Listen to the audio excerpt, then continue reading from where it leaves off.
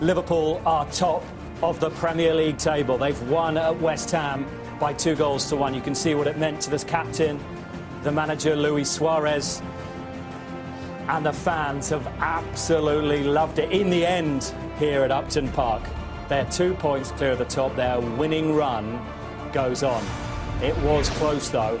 They won it in the end by 2-1. Some big decisions in the game, which we will discuss shortly. They had 17 attempts, Liverpool 8 on target. West Ham just the 1 on target. That was their goal. Liverpool had much more of the ball, more short passes, 29 touches in the opposition area. They needed 2 penalties. The captain held his nerve. Steven Gerrard is with Jeff Shreves.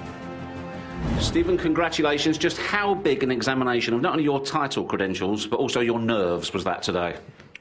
Yeah, of course. I mean, different sides keep asking us different questions, and West Ham were very direct today and got an informed striker in Andy Carroll and great delivery from out wide. You know, Jarvis comes on and adds to what Stewie Darnham was already doing. So, tough game, tough 90 minutes, but great resolve, character and togetherness from the squad. And I think what summed it up was Lucas Leiva. You know, he hasn't been in the picture for a while, being out injured, comes in, does a fantastic job, controls the game and sees it out, and we got there in the end. How much did you go out for the second half with a burning sense of injustice? We did, but, you know, I think the manager said to us at half-time and the players were saying we can't change anything. You know, what happens, and they all even themselves out throughout the season. That one went against us, but, you know, we couldn't feel sorry for ourselves. We had to roll our sleeves up and give an extra 10%, and that's what we done. Could you clear up for us what the linesman actually flagged for, what was being said and what the referee said to you? Yeah, I didn't ask the referee about it. You know, I don't think it's fair to put him on the spot. I think it's up to him whether he decides to speak to it or not, but you can see it clearly, it's a foul, and I think that's what the linesman's flagged for, but the referee's overruled him, and that's what happens throughout the season. Some go against you and some go for you. But at half-time, you must have thought, well, when that's happened to us, we really have got to pull this out of the fire. Exactly what we thought. We took the lead, and the idea from them was to try and build on that and not concede a goal. And that was a huge setback for us for the timing of it, to go in a level. You know, we wanted to go in with our noses in front, but the character of the team and the determination, you know, we want this really bad, and I think we showed that second half. You also showed some bottle and some, if you like, psychological strength yourself. When it came to your second penalty, it looked like there was a bit of mind games going on. Yeah, there was. I mean, I think that's what's happening an awful lot more now with penalties. He's pointing to you, isn't he, saying, put it there? Yeah, so I've done exactly what he asked me to do. But it is mind games, and I think that's what you're seeing an awful lot more. You know, especially this season, what I've experienced is keepers are trying to get in your head and put you off, but you've got to hold your nerve. 5 games to go. It's in your hands. How convinced are you that you're going to lift the Premier League title this season? I'm not convinced just yet. I think there's some very hard games to go, and we've got a huge game next week.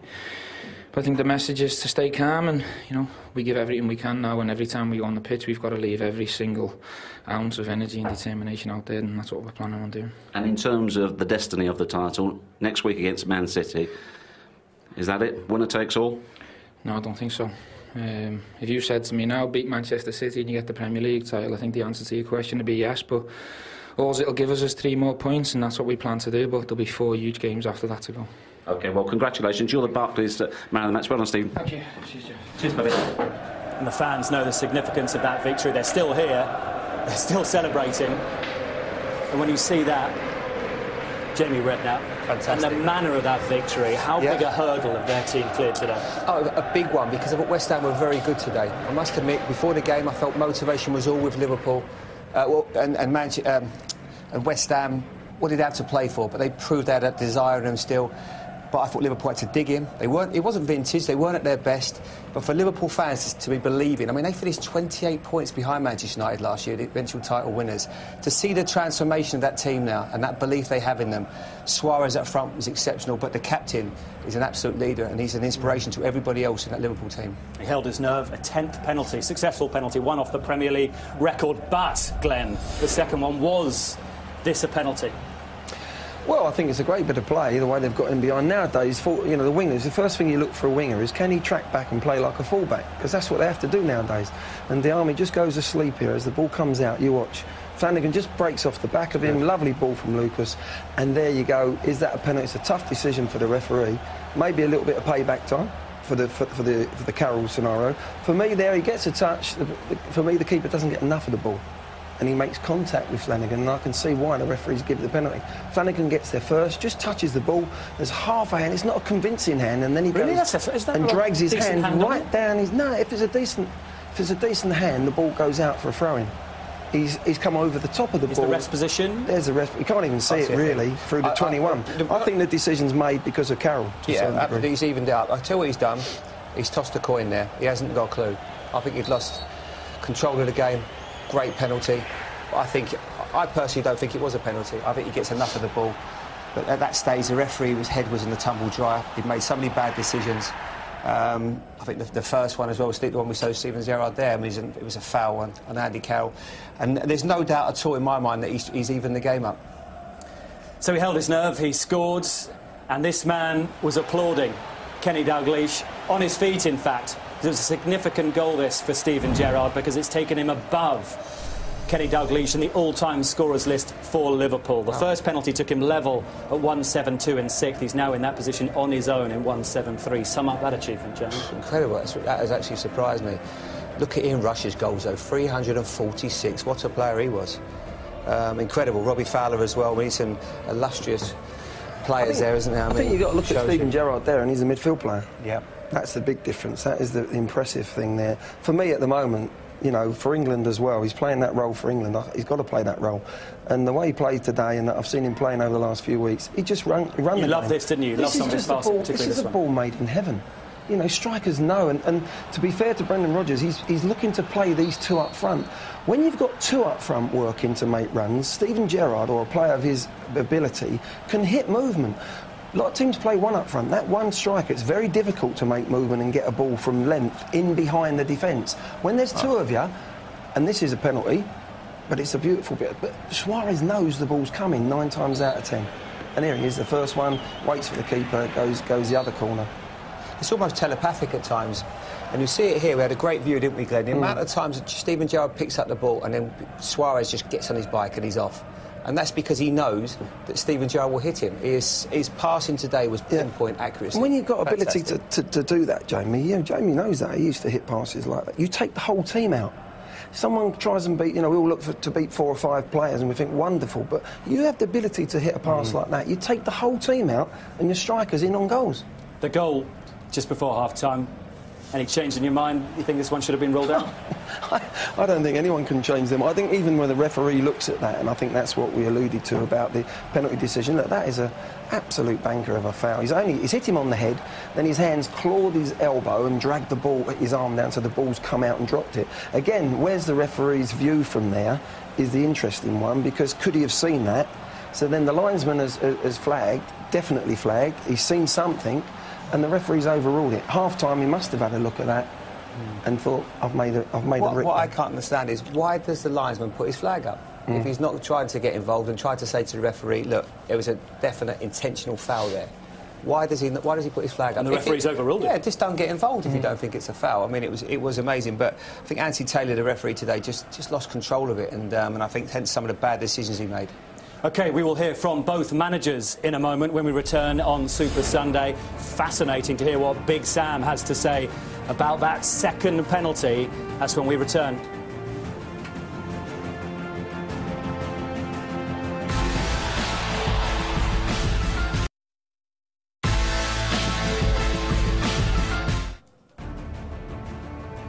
Quite a game here at Upton Park. Liverpool have won, West Ham beaten, but in controversial fashion. Sam Allardyce with Jeff Shreves.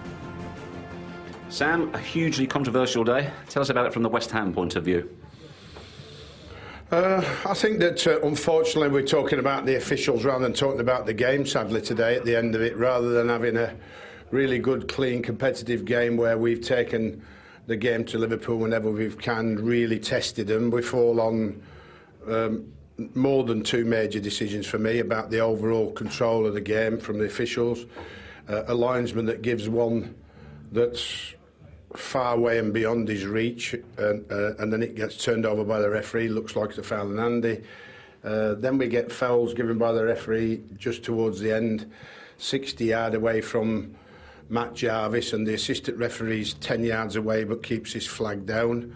Then we get a penalty that's not a penalty. The first penalty was. The second penalty, Flanagan's going down before Adrian's even played the ball. Adrian plays the ball. Referee's not in a great position and takes the dive as it's a penalty. Can't be 100% certain, so guesses.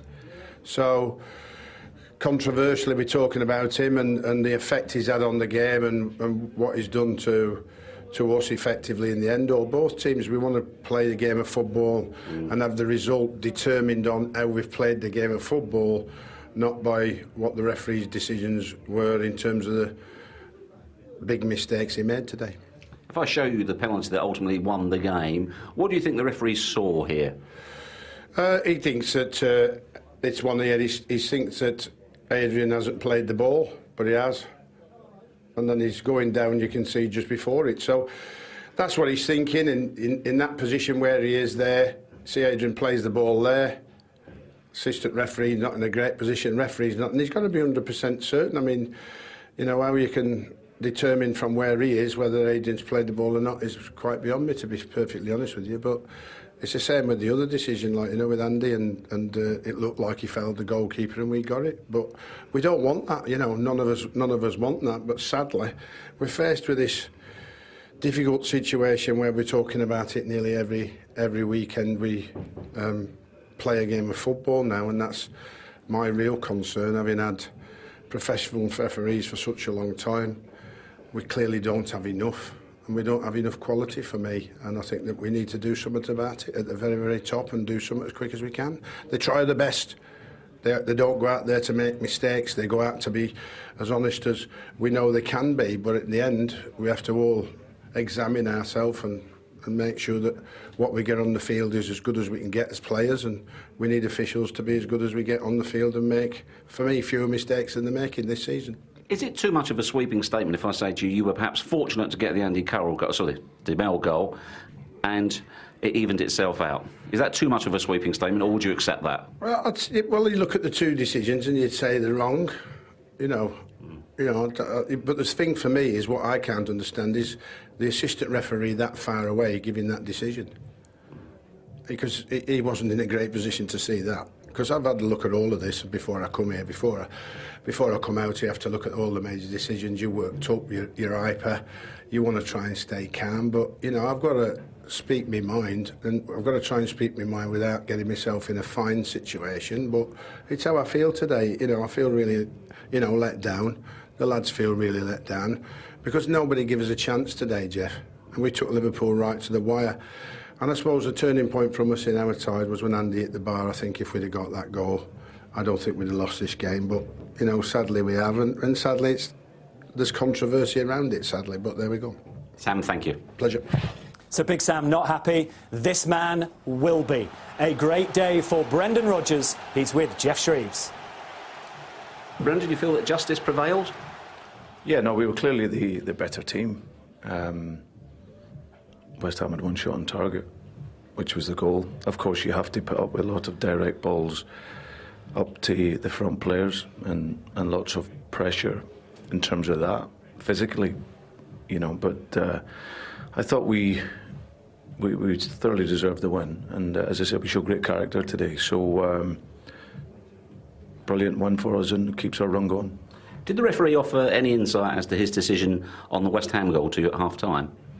No, I just had a quiet word, and to be fair, he thought that the keeper had dropped it, and I think probably on now in reflection he'll see that Big Andy, with his physical presence, as I said, has disrupted our goalkeeper. So, and probably from that, maybe the referee was maybe chasing the game a wee bit from there. So, but I thought it was, you know, the first penalty. It was clear, you know, a fantastic pass by Stephen, wonderful touch by Louis, and his magic creates the penalty. And I thought the second one was a penalty as well. Lucas Leiva plays a great pass through. John gets a touch on the ball, touches it past the goalkeeper. The goalkeeper nicks the ball, but he also touches John Flanagan. and stops him from getting to the ball. So I thought that was a clear penalty. The other ones were unintentional, really. There was another one that I think our supporters were looking for, but to be fair, you can't blame the player for that. He's got himself in the muddle, the ball's popped up and hit his hand, so I didn't think that was a penalty. I mean, John Flanagan didn't appear to appeal for a penalty, but as you just said there, no doubt in your mind whatsoever that it was a penalty. No, absolutely, no doubt at all. I think young John sort of sprawled on the floor. You see here, it's a great pass. You know, he gets a touch, and I think you see it from another angle. He gets a touch on it, goes past the keeper. The keeper gets a touch on the ball, but he also takes him there. So, for me, it's a pen. Obviously, Dan looks to go and finish it. The referee's waited to see how the outcome was, and then it's given a penalty. So, I thought it was a good decision. Probably if it's given against you, it's not so good. But for me, you see the different stages of it there, and I thought it was a penalty. You made a change at half-time, Coutinho off, Lucas on. What was you thinking there? Just we needed to dominate the middle of the field. We went 4-3-3. I'm always finding ways to try and put our two strikers into the team. We were sort of 4-3-3 with two up and one wide. I just felt that we needed to dominate the ball a wee bit more. And obviously, Raheem going into the 10, Lucas coming onto the side of a diamond, and we switched them. And then we had four players in there. So that gave us greater control, and especially once, as I said, started pass, started to move and create some chances. You've played it down all along, but now, with 5 to go, and it's Manchester City at Anfield next week, is this showdown time? Well, it's going to be a great game. I think that finishes our block of 5 games. It's 9 games on the spin now, which is incredible effort by the players and the staff. Today was a real tough game for us, and now we'll recover, reflect on the game, which was a tough game. And there's going to be a magnificent atmosphere next week at Anfield. As I said, supporters again really urged us on today, and again, see if we can get 10 in a row. Well done, Brendan. Pleasure, thank you. He remains calm. Really interesting, both managers on those incidents. So the race for the title, this is what they've got left, with Liverpool leading the way. Is that match at Anfield next weekend, Glenn Hoddle, on Super Sunday, Liverpool against Manchester City, the decider in your eyes? No, not the decider. They've still got Chelsea there at home. That's going to be a tough one. You know, Norwich will be fighting for every point. But I think it will put them in a position that they've got a little bit of belief about themselves that they can win it this year. If they go and beat Man City at home, that will be magnified without any shadow of doubt, and that might get them over the line. But it's not done and dusted.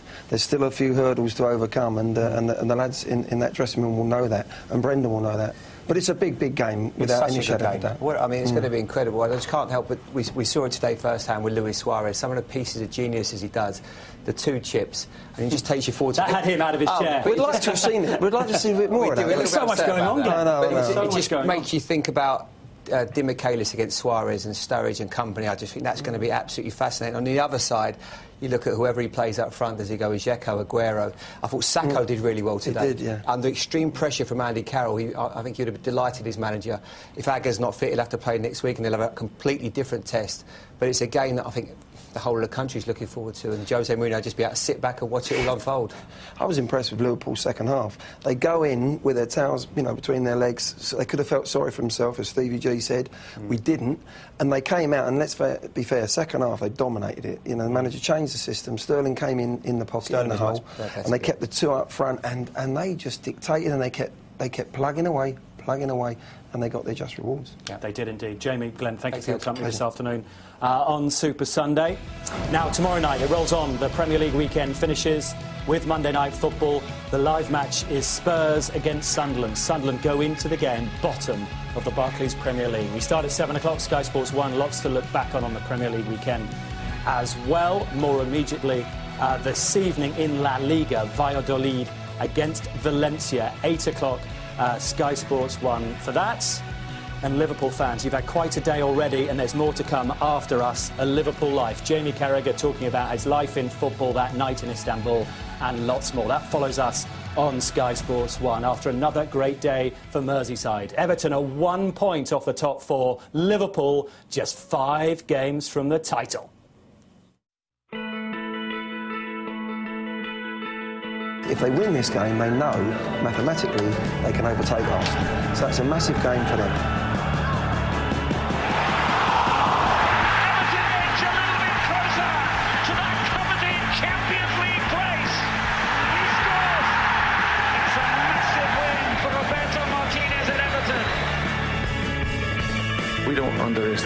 anyone. We know it's going to be hard. We concentrate on our own game and look to exploit any weaknesses they may have. Oh, he's hit the bar. Slotted superbly by the skipper. Oh, there's mayhem here. What's a goal? Oh dear. Gerrard does the job again.